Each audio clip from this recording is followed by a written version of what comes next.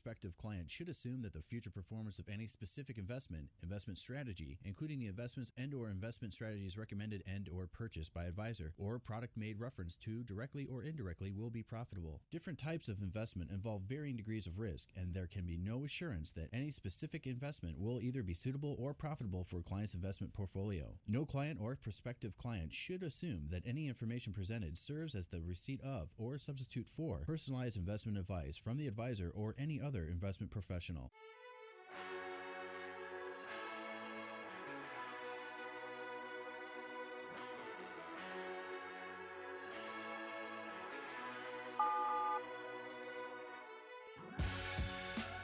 Welcome to the Bullington Capital Report, hosted by Bill Bullington. For the next hour, you'll receive information on current market conditions and trends that could affect your financial future. If you have a question, you can participate in today's program by calling 216-901-0945. That's 216-901-0WHK. You can also reach Bill by going to his website, bullingtoncapital.com. And now, here's Bill Bullington. Well, welcome back. Good to be back. Watching all the things that are going on, it's mind-boggling, actually. Pretty fascinating. It's not nearly as bad as the headlines are talking about. It's really wild. I run scans every day, and an average number of stocks would be somewhere around 50 stocks that make that scan, and that scan is basically just a small indication of how strong or weak the market might be. 50 is pretty normal. Again, on Friday was below 50, but it takes a lot of, you have to meet a lot of criteria to get on this particular scan. And it's been running fairly close to normal. It's a little bit on the low side, which is not inappropriate, I think. Given what's actually, I'm surprised that the market's held up as good as it has. There has been a lot of stuff that people have talked about. One of the things that is amazingly strong are the profit margins.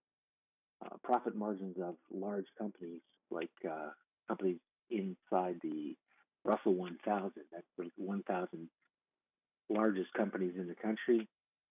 Basically the S&P 500 plus the next 500. And I like to look at it, use that one because it's a little more diversified, a little more spread out, helps quite a bit. And it's actually pretty good. So a lot of rhetoric. People are really upset, and that's interesting. That's understandable completely. And but I'm here to tell you, if you're a long-term investor, this is really nothing. This is nothing to worry about, really. The fact the S&P 500 had just made a new high just about a week ago. Yeah, it was a week ago. New all-time high. And I remember I know the technical indicators, stock, it just broke above a new 4-week high, and then reversed with more volume on the couple days that it was going down. Although on Friday the volume did reduce from the other days, which means it was a down day on Friday, but it wasn't as much volume, and the market actually closed higher than it opened. So I don't really. I used to use a ton of technical analysis, and it was funny. I got an email from a client this week. Actually, it was the relative of client, and he's looking at everything he can and reading a lot. And my hat is off to him. It's pretty funny where people have a tendency to focus. It takes a long time to get your arms around the market, how it operates, what its reactions are going to be.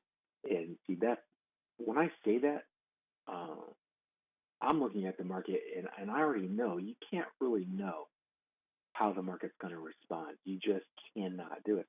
If it were that easy, I'm telling you, there's an investment you can make, and you can look into this. I'm not going to waste any more of my breath talking about it past what I'm about to tell you. You could take a couple $1,000. You can buy an out-of-the-money call or put on the S&P 500 futures contract, and you could get rich. Okay? And by the way, the chances of you doing that are slightly better than winning the lottery, which means they aren't very good. The chances of the Cleveland Browns going undefeated for 2 years in a row are better than you getting that. So that's why I'm not going to spend a lot of time talking about it, because in the realm of all possibilities, it's possible, it's not likely. And you don't need to do that. I know you want to do it. When I'm talking to younger people the way I have been over the past few days actually, it's been about a week. They're getting all excited, and this is having a look at this, and I'm just going, wow. I remember that. I remember when I felt that way. I remember when I thought that way. And you stick around long enough, you'll realize that it's not about being right. It's about doing the right thing. Eventually, you'll be right if you're doing the right thing. If you're not doing the right thing, or you're trying too hard to get too close, that's what takes a long time to figure out. How much is too close? When I say too close, I mean how accurate do you have to be in order to make money? Some of them have to be incredibly accurate, and the money making methods, at least experience that I've had, and other people very, very, very like Warren Buffett, well experienced. They know better than to think that you're gonna, bat 1,000. It's just not going to happen. You're not even going to get even remotely close to that, and you don't have to. I mean, look at all the companies that he's purchased over the years, and his portfolio looks slightly better than average. Slightly, not as much as you would think. But when you're slightly better than average, and you do that for 40 or 50 years, that has a tendency to pile up. And so, anyway, looking at things the way they are right now, they don't look super overpriced the way that they had been in early 90s. They're still overpriced. But the economy is growing despite all the stuff that you're hearing. The economy is growing. And there's some major monster industries that they're already here, but they're changing, and it's going to create an unbelievable amount of new job growth. Unbelievable. It's the grid. It's the electric grid. And I'm not going to, I really don't want to spend a ton of time talking about it. I'm just saying that it is vital to the way that most Americans live. I mean, try to live without electricity. Give me a break. And the demand for electricity is growing faster than the population is growing. You still have population growth, and you would have growth in demand for energy, particularly electricity, even if the population didn't grow. Why is that? Because we're finding more and more things to do with electricity that's cleaner and better for the environment than their competitors. That's one of the reasons. And it's basically that technology is advanced, and the vast majority of things technologically that are growing the fastest, I would say, are involving technology. So you look at all these big data centers that is, talk about mind-boggling. The amount of data that is tracked and kept in the United States with the internet, that is mind-boggling. I can't get my head around it. It is so big that it's really difficult for me to think in those terms of it being that large. I was around when zeros and ones were a big thing. A bit was 8 characters, and all of you programmers know what I'm talking about. And I barely remember what I'm talking about, but I do know that it has progressed eons beyond that. And a lot of you younger programmers out of school, 1 or 2 years, may not, and you would still know, but I just think it's a riot to see how far all this stuff has come. And it's not slowing down, it's speeding up. Population growth in the United States, mostly from immigration now. And of course, they want to stop people coming in from across the borders. Great. That means we'll probably have negative growth in the population. But that's another whole story. But every time the population grows a little bit, that's a lot of demand. That's a lot of demand. And again, just because people want to do things, I would love to be able to trust a driverless car. I just can't. I read too much, and so I'm just not gonna trust that yet. But can I see it coming? Yeah, I can see it coming. I can see him getting so good with that technology that it's natural. And is it going to be during my lifetime? I hope so. And we're fairly close now, a lot further than we were 10 years ago. Put it to you that way. 10 years ago, it was still, pipe dream. And now you get more and more. Are there going to be accidents? Yep. Are there going to be hurdles? Yep. All progress is made that way. And that's what investing in stocks is like. And it's one of the reasons I'm kind of excited. I'm working on this stuff. I know I've talked about it. It's taking me, it's a lot harder than it was the last time I did something like this. And basically, I'm just looking for high performance funds that are based on logic. And I can tell you, I'm basically looking at size.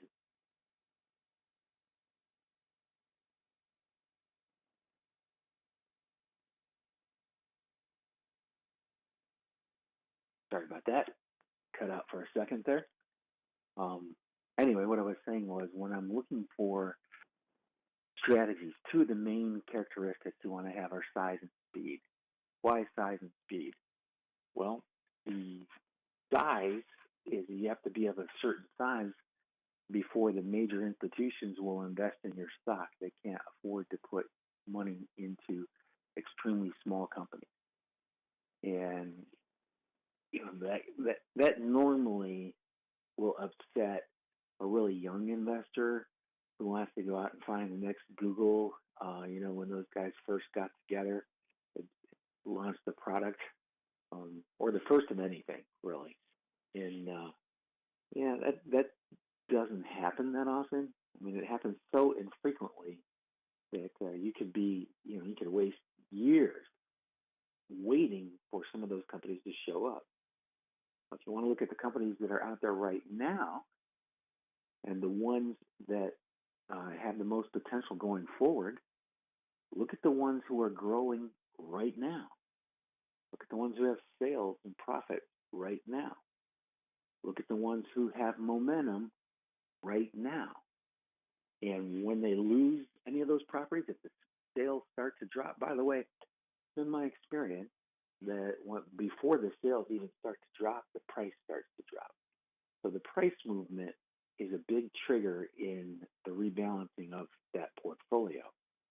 And that's the way a lot of the ETFs work. I'm basically describing how the growth ETFs work that I hold in my portfolio now.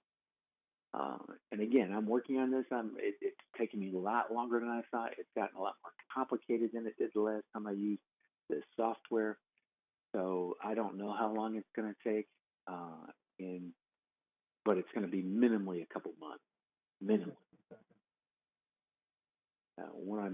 I'll keep you posted as we go along. As I reach new development levels, at some point in time, I'll probably roll this up, make this available. And I've only got about 15 seconds before I got to get for the next commercial break. So this is Bill Bullington right here on 1420. If you want to call me in the office, 330-664-0700. I'll be back right after these messages. I've been running in circles, jumping the hurdles, getting caught in that rush of doing so much. I'm feeling kind of worn out.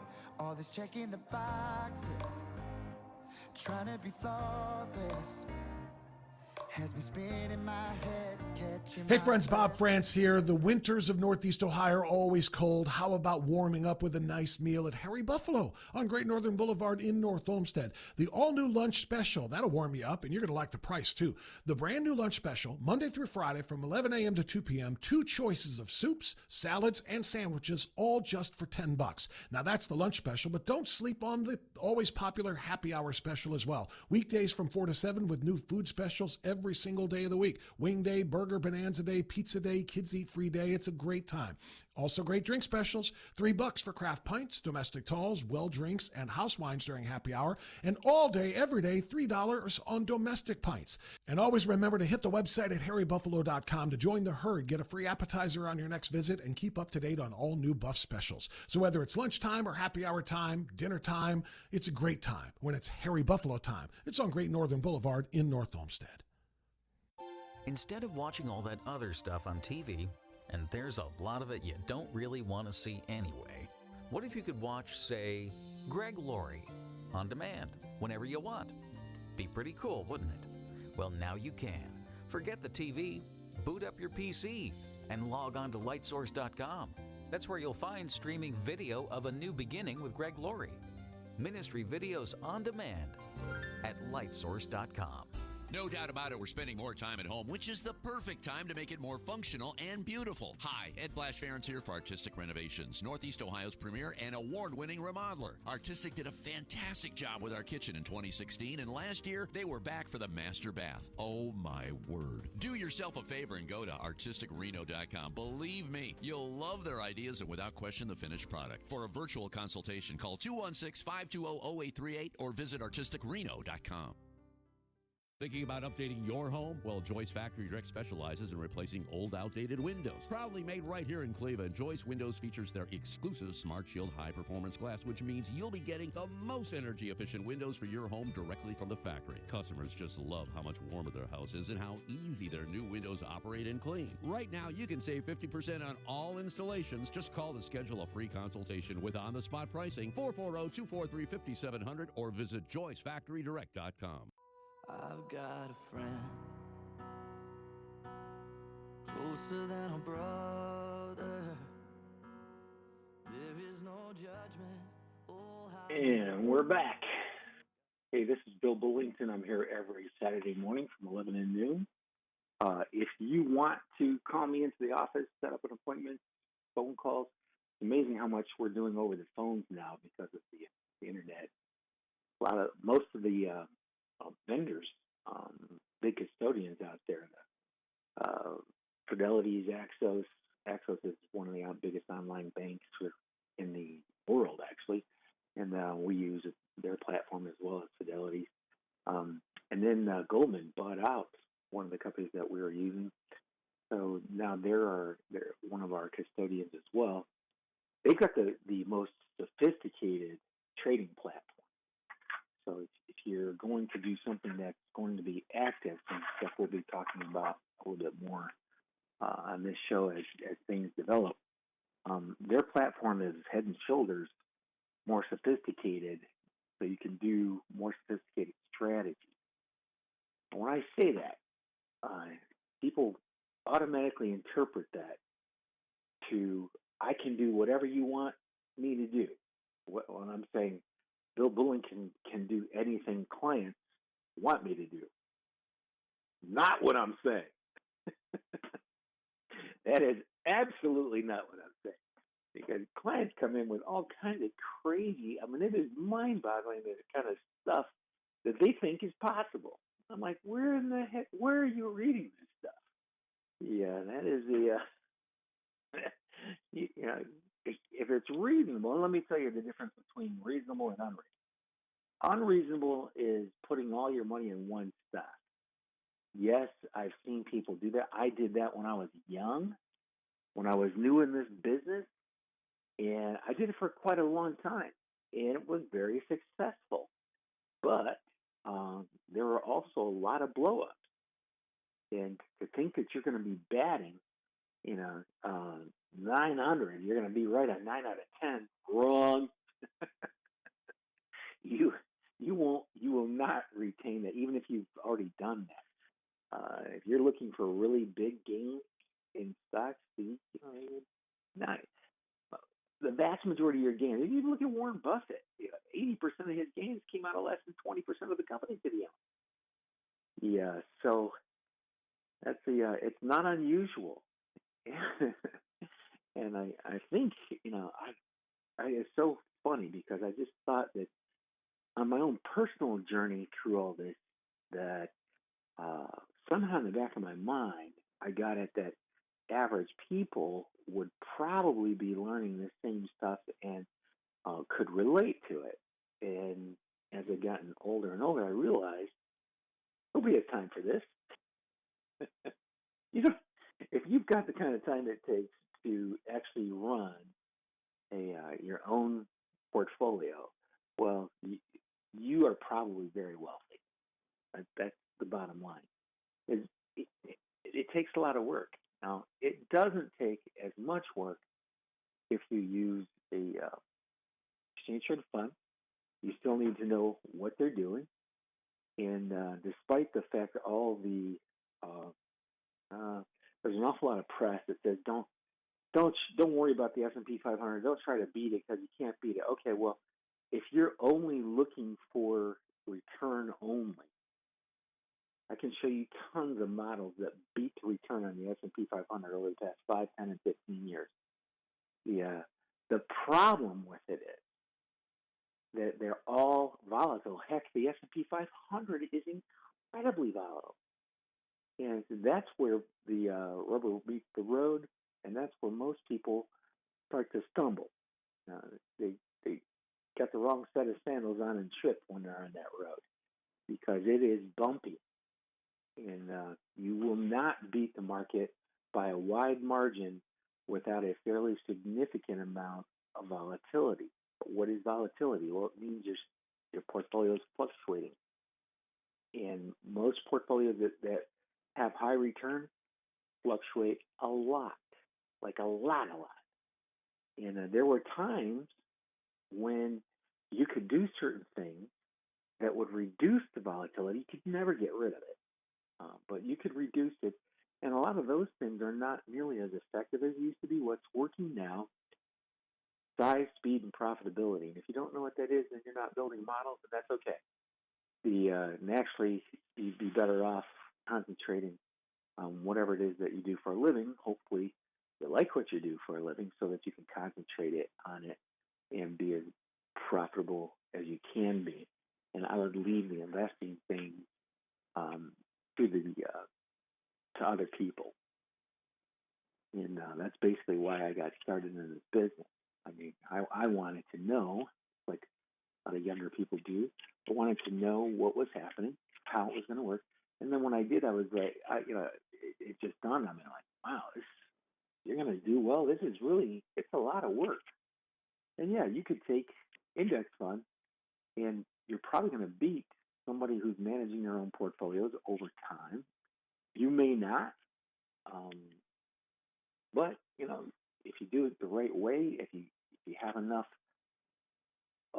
self-discipline and know what you know and stick to what you know, then you can actually build a pretty good fortune. It's not going to be easy, and then you get articles right like, hey, tariffs. What are the tariffs going to do? Well, you don't know yet. First of all, they haven't been around for very long. They may get retracted right away. But if you look at how tariffs affect consumer spending, the consumers are still going to spend the same amount of money which means that if prices are higher, they're buying fewer uh, items because they can't afford to. Well, that slows the economy down. When a portion of that money on a new tariff goes to the United States government, hey, the government revenues go up, which you're normally using so that multimillionaires can pay less in taxes. But that money is going into the government. It's funding government. In this case, for right now, we're mostly funding tax cuts. That's what we're funding, and they're cutting a lot of stuff that a lot of things, veterans benefits for one. That's I don't know if that's good or bad. I really try not to get involved emotionally. Emotionally made decisions normally aren't very good. So have to look at whatever the facts are, whatever you can come up with, and try to make a decision based on what you see happen. So the profit margin on a lot of companies will go down until they can adjust their prices to so that if you're selling the same volume, and no, if you actually the same dollar amount, you won't make as much money because a portion of the money is going to go to taxes that otherwise wouldn't have gone. And it doesn't work a whole lot like a lot of people think it does. A tax is a tax is a tax. When you start paying taxes, it's that money is going to be redirected to other areas in the government. And I've never been I've always felt like I should probably pay my fair share of taxes, and I'm leaving that up to other people. I vote. I'm not sure what the people I vote for have actually ever done. I read a lot about Congress, but I don't read a lot about local. Local taxes are pretty significant too, especially in the state of Ohio. But anyway, it's something you can't control a lot. And so what you are going to have to control is what is your response going to be? Well, you're not going to have as much, or things are going to cost more, so you're probably going to buy less. That's one thing that you can do, and probably going to have to do the vast majority. And I think that's where people get upset, because they're just really, there aren't a lot of choices, and we like choice. We're Americans. We like to have a lot of choices, and that when something comes along that inhibits our choices, causes us to buy less, a lot of us are not very happy. So anyway, we'll get over it. It is something that has gone on since they started collecting taxes in this country. Everybody hates taxes. And I just hope that my leaders are doing a good job so that tax money is going to do good things. I mean, without it, think about this. Without taxes, you wouldn't have roads. Without taxes, you wouldn't have sewers. So therefore, we'd all be using outhouses. I'm just kidding. Kind of. But that's what pays for an awful lot of stuff. No police, no firemen, no military. It would really be a wreck. You can't get by without taxes. So are they fair? Probably not. The wealthier people, despite the fact that they have some things that they can use to shelter a lot of their income, they still pay more taxes than anybody else does. And that's one of the reasons that they get so upset. Nobody ever takes their side, by the way. Let me tell you something. 10% of $1 billion is $100 million bucks. Okay? That's $100 million. So wealthier people pay a whole lot of tax. The poor student athletes that go on to make professional careers in athletics, these guys are paying taxes like nobody else's business. They're not that sophisticated to begin with, and then they get up and they start making huge dollars. And the people that are handling their money for them, really, a lot of them are on commission. Managers are getting X percent of whatever they do, and they might get extra money to help them manage the money that they have. That's a tough. I don't know how these guys do it, and it's one of the reasons that so many of them have difficulty financially. Nobody trains them. They're not trained for that. A lot of these young kids are coming out of situations where they, were in desperate need in high school, and then they get to college, and all of a sudden they're superstars. And by the way, you're talking about a very, very, very small percentage of those players. It's mind-boggling how what a what a small percentage actually make it into a professional league after college is over. So anyway, the rest of us have to get out there and find something and start making a living. And hopefully they've taken some classes when they were in school, had a chance. That was the thing back when I was, it's a long time ago. I don't know what the current stats are, but for years and years and years, only 1 out of 4 or 5 college athletes would ever graduate, and that went on for decades and decades. And I don't know where those numbers are today. I haven't looked at it in probably 20 years. I haven't played in 40. So I'm sure it's a lot different. At least I hope it is. It was rough, and I've never had to work as hard as I used to have to work when I was going to school. Yeah, our practice and films and conditioning and doctor's appointments, everybody gets hurt. That was 50 to 60 hours a week. And you only got 3 weeks off at Christmas time and 6 weeks off at summer. And then you were right back. We were doing that year round. And the coaches, man, they work their butts off. Yeah, I could not imagine those guys. They were spending more hours there at the athletic facilities than we were. So anyway, give you some idea. Young parents with young kids thinking about, maybe my kid's going to get a college scholarship. I'm going to tell you, have them join ROTC.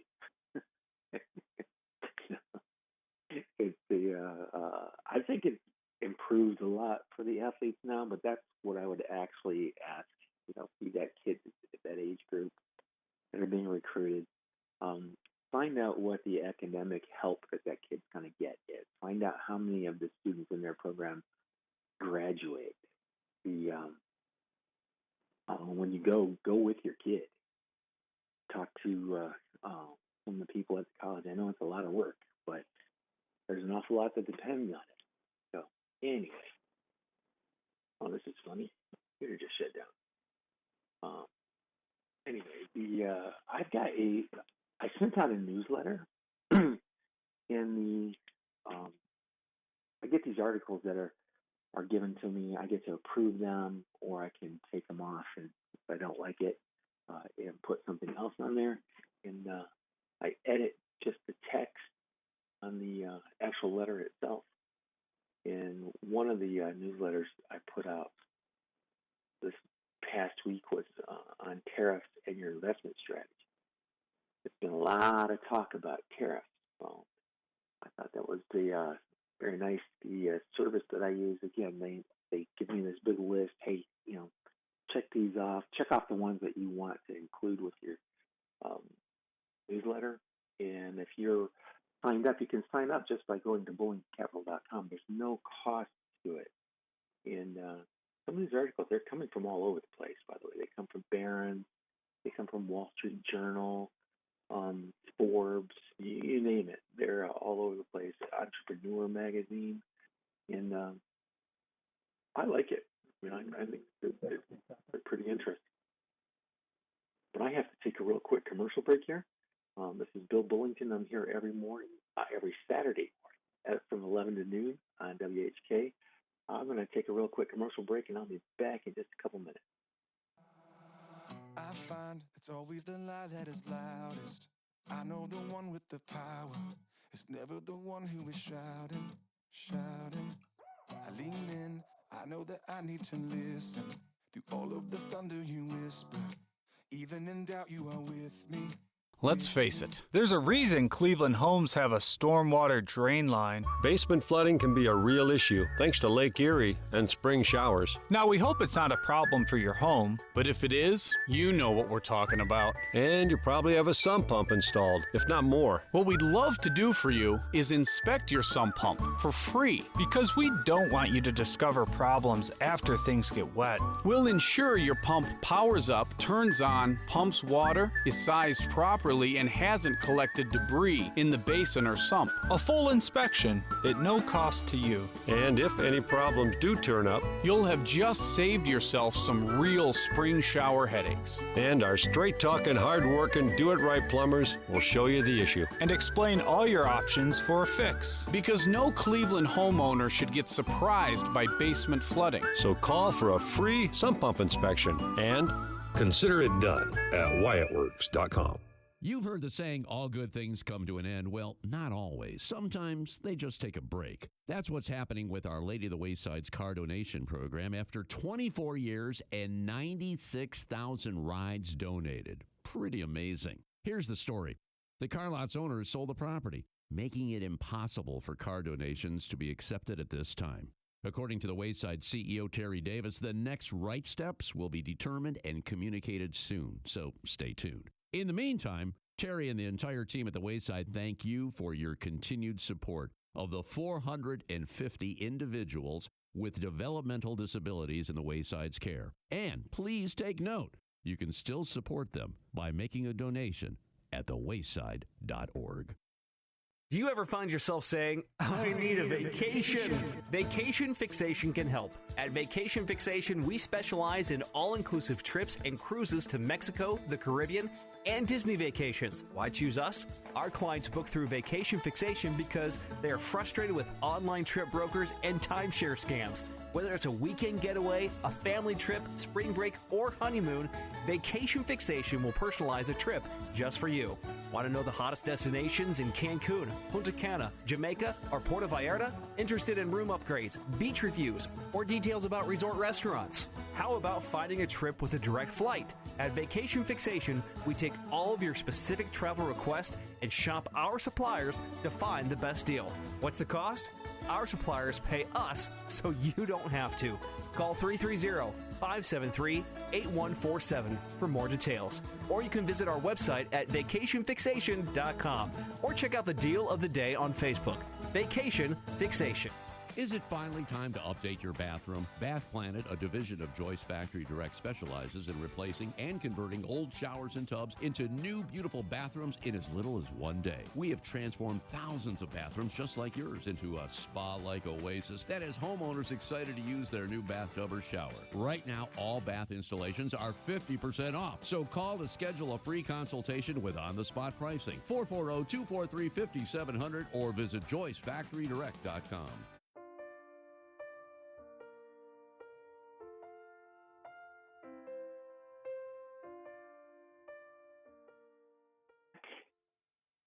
Yeah, we're just talking about a couple of newsletters or a couple of articles that I sent out my latest newsletter. And I like to refer back to another one for the last 15 minutes of today's show. By the way, you can call me at 330-660-0700 if you want to talk about your situation. You can also just go to my website, bullingtoncapital.com, and you can sign up for this email newsletter. It comes out, we send it out probably 2-3 times a month. Really depends on how much I like the newsletters I'm being presented with, actually. So, but this one I really like a lot. There were several articles I just thought were excellent. And here's one of them. This came out of Forbes magazine, and it was about, the headline was, "Don't stress about a downturn or stock market sell-off. Do this instead." And then it goes on to say, investors are worried about an economic downturn, perhaps even a recession. The stock market is coming off of 2 blistering years. Yeah, but the 2 blistering years were after a big drop the prior 2 years. So we're back to anyway. The stock market is coming off of 2 blistering years, and the headlines from Washington are hard to ignore. Don't fall victim to fear mongering or try to predict when you can prepare instead. That is a big statement. That should be underlined. Don't fall victim to fear mongering, and don't try to predict when you can prepare. I think I'll tattoo that backwards on my forehead. I'm just kidding. So if you're wondering what you should do out of concern for your investments, personal finances, or a looming recession or stock market crash, take a deep breath, put the current context into perspective, and focus on what you can control. And this is a quote by one of my favorite all-time money managers, been retired for forever now. His name is Peter Lynch. They quoted him saying, "Far more money has been lost by investors preparing for corrections or trying to anticipate corrections than has been lost in the corrections themselves." And remember that. By the way, you hear this and you want a copy of that newsletter, I will be glad to email it to you. I'm sure I'm going to have to email this to a ton of my clients when they hear this. Now, my clients, you're on the list already. So you've already gotten it. But if you need it, I'll send it again. Anyway, so there's a graph that shows the stock market going back to 1970, and you see all the big declines that had happened over that time period. There've been a ton of them, by the way. And I think it's $1 invested in 1970 when I was just 7 years old. It is worth $117 now.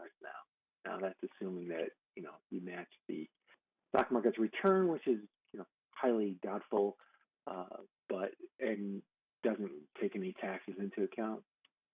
But it would still, if it were at 50, would you complain about 50 times your money? A lot of people would. Most of them are clients of mine. You know who you are. But anyway, it's really, really, really hard to beat even a mediocre mutual fund that invests in stocks if you give it enough time. Anyway, article goes on to say a quick history lesson on recessions and market downturns.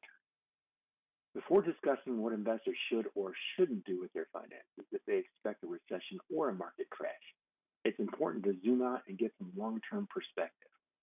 Markets and investors have notoriously short memory, but the U.S. economy and markets have overcome many periods of uncertainty and economic pain. Recession. It's important to understand that every economic cycle ends in a recession. So if we're not in a recession, technically, we're always getting closer to one. Since 1950, there have been 11 recessions lasting 10 months on average. That's pretty good. Anyway, that means historically, the U.S. has experienced a recession every 7 years on average. So the reality is, investors should expect negative economic events like recessions to occur periodically throughout their lifetime and use that knowledge to plan ahead. Market sell-offs. By the way, what the average knucklehead thinks that statement just meant is you can predict when it's going to happen and you're going to get out of the market when it does, get back. No, that's not what they're saying. Anyway, the article continues with the headline, Market Sell-Off. There are many terms that describe pain in financial markets: bear market, correction, market crash, sell-off, dip, etc. Although some of these terms have meaning, the point is that markets go up and down every day, but the longer you invest, the more likely you'll make money. Investors may not recall, to that short-term memory, how much stocks tend to fluctuate each year. In fact, the average inter-year decline for the S&P is over 14%. It's a lot more than that on the New York Stock Exchange, by the way. But despite short-term sell-offs, on a calendar year basis, the stock market has historically been positive 75% of the time. Now, that's a new one, on me anyway. I didn't realize 75% of the time that it was positive, so that's good. Anyway, on average, stocks drop over 14% every year, but that doesn't mean they end the year there. So they're looking at average drops per year, right around 14% from peak to trough. Returns are based on price index only, do not include dividends. If you add the dividends, that takes a lot off of that decline. 2-year drops refer to largest market drops from a peak to a trough during the year for illustrated purposes only. Returns are shown on calendar years. Well, okay, that's just referring right to that very graph. So if you want a copy of this article, go to my website, bullingtoncapital.com, and say I would like to see be put on your email list. You can always opt out of it if you want to, or I can just send you a copy of this one. Anyway, prepare your finances for a downturn before there is one is the next headline. There's no point in trying to time the market, the next recession or market correction. But since we know these things will happen again, eventually focus on what you can control by taking steps to prepare in advance. Now, I've been talking about that topic since I started the program.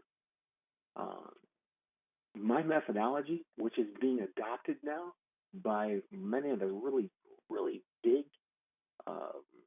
money managers and influencers and financial planning firms, and which I've always used because I always thought it was just made a whole lot more sense. Just imagine that your portfolio is being cut by 50%. And that's happened multiple times in my lifetime. You had drops that occurred, and they didn't occur, a lot of them didn't occur over 1 year or 1 3-month time period. One started in March of 2000, and by March of 2003, that's when it finally stopped going down. That's 3 years. So you have to imagine if that can happen once, and I know the younger people think, oh, that was a century. I wasn't even alive during that time. Yeah, well, I never thought I'd be this old either. But if it can happen, it can happen now. And by the way, the valuations on stocks are higher today. They're higher today than they were in March of 2000, right before you had a 50% drop that lasted 3 years. Does that mean you should run away and sell all your stocks? Heck no. You're missing the entire point. The point is you're going to respond, and it's not as frequently as you would think it would be, unless you're young and just don't know any better.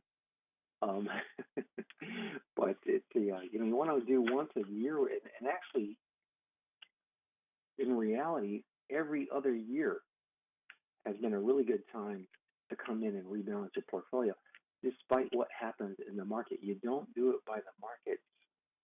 You're not going to try to respond to price movement nearly as much as you are the time. And the price movement is important. It's just not as important as you think it is. Back when I ran the millions of simulations on this, 24 months came out to be the best. And it's probably an outlier, which is why I don't really say you need to do it.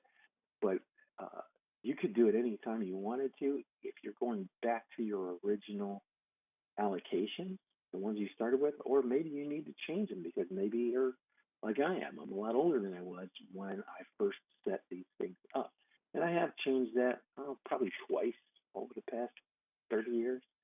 Yeah, so once every 15 years on average. And right now, my portfolio is about 70% stock, 30% fixed income. I like that. I'm comfortable with the risk. I do have a couple of fixed annuities that actually tilt that number closer to a 65, 35 cent. So 2/3 of my money are in stocks. So when the market's going down, I feel it. I see it. I just know better than to panic. And you just can't panic. You have to know what your risk tolerance is before you actually get into a portfolio, managed account especially. If you're out there working with an advisor, they got to know, and you're not allowed to, well, you can do whatever you want to do. It's your money. But you shouldn't go in with the idea that, I'm going to tell Bill that I'm extremely aggressive because I'll know when to tell him when to cut back. Because I've never seen a single solitary soul get that right. In my entire career, and I've been doing this for well over 30 years now, not a single solitary soul have I ever seen get that right. More than one half of one time. They got out at a good time, or they would get in at a good time, but that was it. That was their heyday. They were done. And I would welcome somebody who thought that they had a methodology. I hear it all the time. And one of the reasons I'm spending a lot of time in this, there's a young guy trying to figure this out and trying to help him, and he's really good about it. He's reading a bunch of stuff so far. He's already read a bunch of stuff. He's read he's a smart kid, and I think there's got a really good chance of really doing some wonderful things with the rest of his life in investing. So that's a great it's a great opportunity. I'm glad to see that there's some interest there. It's wild how many younger people have no interest in this whatsoever. And that just blows my mind. I'm thinking, what are they going to do when they get, to my age or to a point where they're, getting retirement age? And if you are retirement age, then probably gotten really bored by the rest of the conversation I've had over the past 25 minutes. So I think I'll stop there and just say, if you're getting to that point where you're looking at, okay, now I've gone through the accumulation period. Now, how do I make it through the decumulation period? How do I make the money that I have last as long as it can? That you've got a bunch of options there, and if you tune back in next week, we will start with that. The options that you have to make your money last as long as you can. There are bunches of them. And this is Bill Bullington. You can always call me during the week if you'd like, 330-664-0700 if you want to talk to me personally. And then other than that, have a great week, everybody. Good luck. Good investing.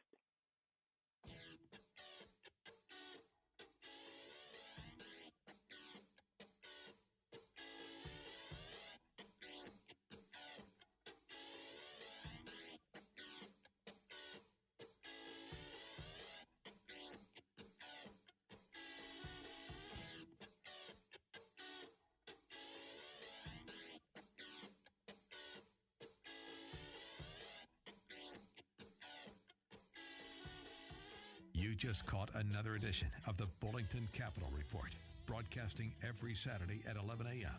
on AM 1420, The Answer. If you have a question and you'd like to speak to Bill personally, you can call him at 330-664-0700. That's 330-664-0700. Or online at bullingtoncapital.com. That's bullingtoncapital.com. The preceding program has been paid for by Bullington Capital Management, LLC.